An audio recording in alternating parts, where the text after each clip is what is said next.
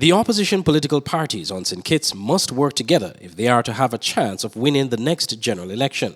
So says political analyst Peter Wickham in an interview for news and current affairs program Newsline 360. Frankly, I do not believe that PAM can win a government on its own in St. Kitts again.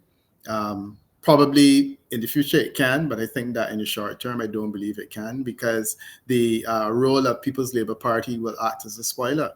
Now, it's important that she's saying this is their position at this point in time, and it's a position that may evolve over time.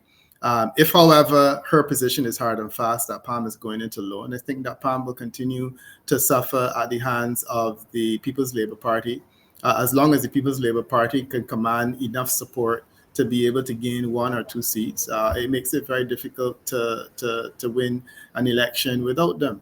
My feeling is that, as was the case on the 2 previous occasions that PAM was in government in association with the NRP.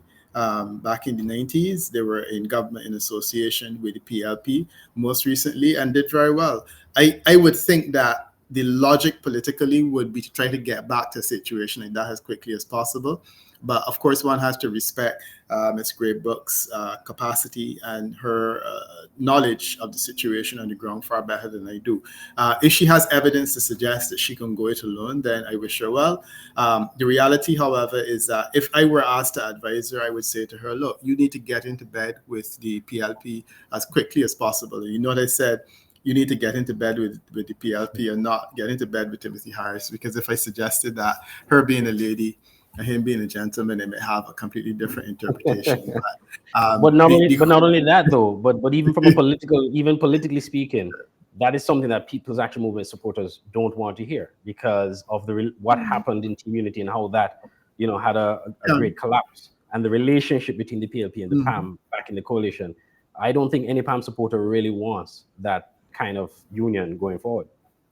Yeah, I mean, and I remember I had a conversation with one of your colleagues, Callistra, in another place, and I made similar suggestions, and I was wrongly chastised by members of PAM, both to my face and also behind my back. In the interview, Mr. Wickham commented on the current state of affairs in politics in St. Kitts and Nevis, including the performance of the Dr. Terence Drew administration, the legacy of Sean Richards as former leader of the People's Action Movement, and the rise to leadership of Natasha Shani Gray as the new leader of the party. You can watch the interview with Mr. Wickham on TVC Channel 40 on the cable Tuesday night at 8 p.m. or on the Television Caribbean Facebook page and YouTube channel at the same time. Andre Huey, SKN Newsline.